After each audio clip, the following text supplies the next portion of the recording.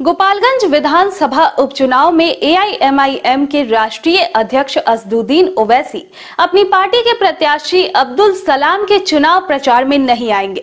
आपको बता दें कि ये जानकारी एआईएमआईएम के राष्ट्रीय प्रवक्ता वारिस पठान ने दिया।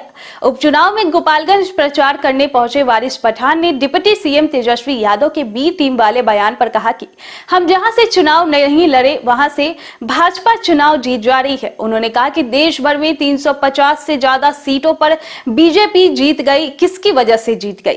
एआईएमआईएम तो नहीं लड़ी थी। सेकुलर पार्टियां खुद की नाकामी को छुपाने के लिए दूसरों पर इल्जाम लगा रही है कि आप बी टीम हो। गोपालगंज विधानसभा उपचुनाव को लेकर एआईएमआईएम पार्टी के बड़े नेता भी क्षेत्र का दौरा कर रहे हैं। इस क्रम में जिले में पहुंची पार्टी के राष्ट्रीय प्रवक्ता वारिस पठान ने विधानसभा क्षेत्र का भ्रमण कर जनसंपर्क किया। इसके बाद पार्टी के जिला कार्यालय पर प्रेस वार्ता कर उन्होंने कहा कि केंद्र व राज्य की सरकारें अल्पसंख्यकों के खिलाफ है। पूर्व सीएम स्वर्गीय अब्दुल गफूर की पार्टी द्वारा उनके परिजनों को भी आगे बढ़ने का अवसर नहीं दिया जा रहा है। एआईएमआईएम हमेशा से अल्पसंख्यकों, दलितों व वंचितों को उनका हक और अधिकार दिलाने के लिए आवाज उठाती है। हमारी पार्टी का एजेंडा है गोपालगंज में ड्रामा सेंटर और विश्वविद्यालय खुलवाना, 3 साल में ही स्नातक की डिग्री दिलवाना, शहर व ग्रामीण इलाके का समुचित विकास करना। उन्होंने कहा कि हमारी पार्टी के प्रत्याशी अब्दुल सलाम उर्फ असलम मुखिया को जनता पसंद कर रही है। हमें अपार समर्थन मिलने की पूरी संभावना है।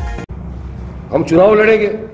हम भी चाहते हैं कि हमारे माइनॉरिटी जो है, हमारे दलित भाई, हमारे मुसलमान भाई, मजलूम भाई सब मिलकर एक हो, मजलिस के परचम तले आए सब और अपने वोटों का इख्तियार यूज करके जिताए हमारा उम्मीदवार। जब जीतेगा तो यकीन मानिए हमको जो यहाँ पर तकलीफ है, हमारा एजेंडा भी है।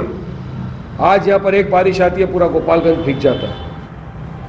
गोपालगंज में आप मुझे बताइए एक भी ट्रॉमा सेंटर है क्या? जबकि यूपी और बिहार का कनेक्शन है इसमें हाईवे से, मगर एक भी ट्रॉमा सेंटर नहीं है। तो हमारा उद्देश्य ये है कि हम यहाँ पर एक अच्छा ट्रॉमा सेंटर बनाएं। यूनिवर्सिटी कोई नहीं है, हमको यूनिवर्सिटी यहाँ पर बनाना है। दूसरा, अगर आप देखो शुगर मिल्स भी जो थी उसका भी बंद हो गई है। ग्रेजुएशन डिग्री इसका जो युवाओं ने, मुझे काफ़ी युवाओं के में जो फ़ोन आए, मुझे लेटर लिखा है, मुझे सुबह भी मिल के गए, बोले वारिस भाई आप इस मुद्दे को लीजिए, प्रेस के सामने बताइए पब्लिक को। हमको 3 साल लगता है सेशन कंप्लीट करने में।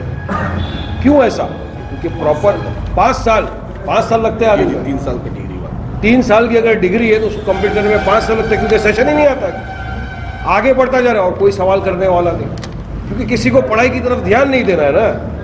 जो लोगों की मेन समस्या है उसकी तरफ इनको ध्यान नहीं देना, इनको तो सिर्फ अपनी सियासत करना है। तो ना पढ़ाई की तरफ ध्यान दिया है इन्होंने, ना इंफ्रास्ट्रक्चर की तरफ ध्यान दिया है, ना पब्लिक हेल्थ की तरफ ध्यान दिया है कि आगे कोई बड़ा हॉस्पिटल बने।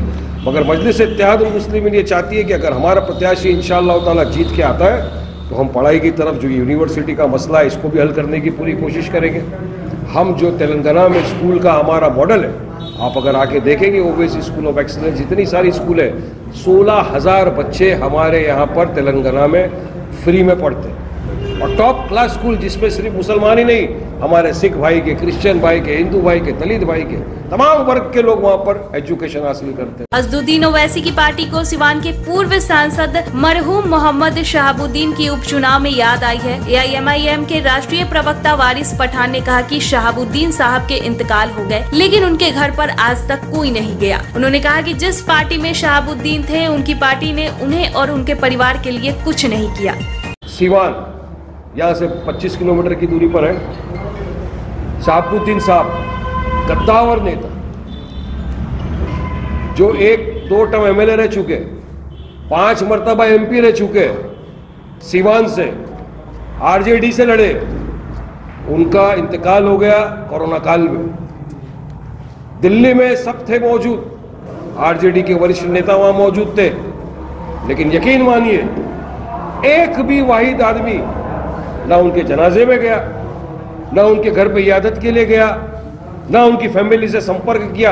अरे अगर मैं किसी के साथ 5 महीना भी अगर रह जाऊं तो मेरा फर्ज बनता है कि उसके हाल चाल पूछना, किस तरह से है आप, क्या है आप। और एक इंसान जिसने फाउंडर मेंबर जो था आरजेडी का, ऐसा जाबाज शहाबुद्दीन साहब, जिनको अल्लाह मगफिरत फरमाए, उनकी जन्नतुल फिरदौस में आला से आला मकाम दर्जात बुलंद अता फरमाए शहाबुद्दीन साहब के, हम ये दुआ करते हैं। उनको साइडलाइन कर दिया, कुछ नहीं उनके।